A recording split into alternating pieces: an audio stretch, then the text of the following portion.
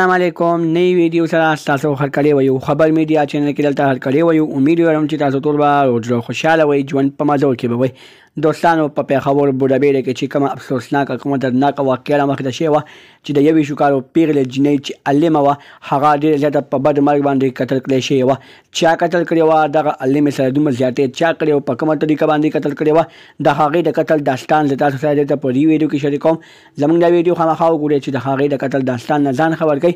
دا رنګې نورو معلوماتي ویډیوګانو لپاره زموږ خبر میډیا چینل سبسکرایب کړئ ان شاء الله خامخا وواخئ زموږ هر یواني معلوماتي ویډیو تاسو ته په اسانۍ سره ملاویږي پېښور بوډابېډه کې چې کومه افسوسناکه واقعه رامخته شوې وه چې علمه چې د 21 کاله پیغله ده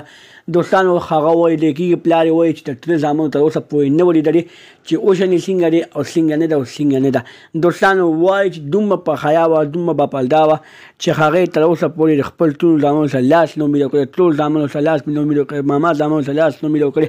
خالي ماما لوریانو ټولو لوریانو هغوی سره میلاوېده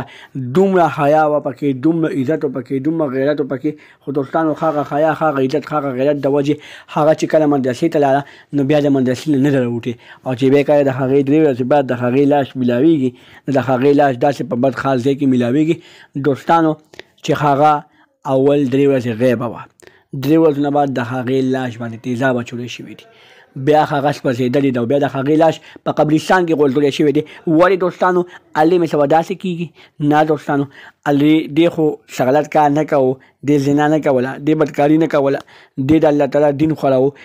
خلک یې مسلمانول مسلمانانو ته د الله تعالی سیده لاره ښودله چې په دې وخت کې د الله تعالی څه حکم دی او په دې وخت کې د الله تعالی څه منونکی دی چې موږ ومنو موږ حکم پرې وکړو نو دوستانو چې کله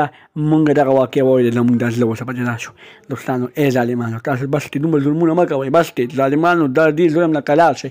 دوستانو الله تعالی دې دغه ظالمان په خپله توګه باندې وخي دغه رنګې نورو معلوماتي ویډیوګانو لپاره زموږ خبر میډیا چینل سبسکرایب کړئ تر ان شاء الله خامخا وخت زموږ هر یواني معلوماتي ویډیو تاسو ته په اسانۍ سره ملاویږي والسلام